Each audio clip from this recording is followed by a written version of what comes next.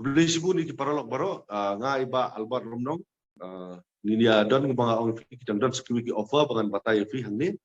de kawi ka offer hani ka bingidon ka dikatakan new joining offer de kumba fin I mentah screen de kani ka new joining offer kadi mentau benar February de kumno banyo e kani ngin ya details ba hakano ka rukom ba finyo e kani ka new joining offer ka ba kamari charge Ayurveda kala ayangi de kiniat ngin ya slide haka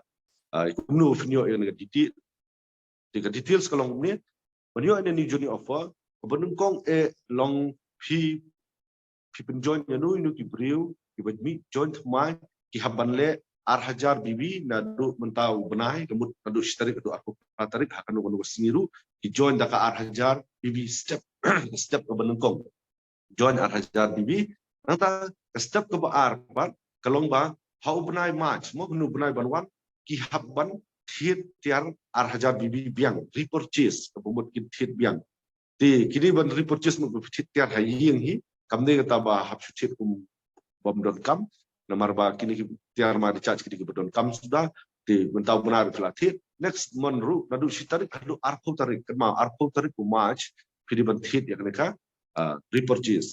ti bat ka step ke balai bat kalong ba nadu kesni ba fijon bu mentau fijon subuh mentah fijon chipau tarik tenadu chipau tarik hadu live way tarik march pidi berpenyo iwe at least iwe ibriu berfi direct sponsor berfi tabriu daladi ibatit 4000 bibi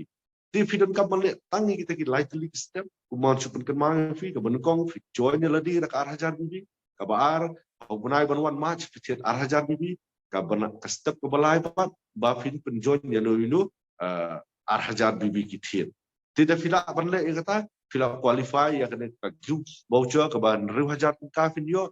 sorry ruspa tengkau finyo ti hakata kadur kalong ba fio kamai extra hakaba kinu kiwe kijat kiba company kinumla ban IF ni kena mai recharge kawan IF bat kena lat kabu long nalor ba fio ki jinyo dong fio extra kene ti tangatai don hakani kini joni offer persyang barok banle kene kibarim ru kilak ban yo kibri betma bat penyo ekadi mo te hatadur fin penyo nong ikiwe bat kumju mo fin te tangata Khublei Shibun ya baro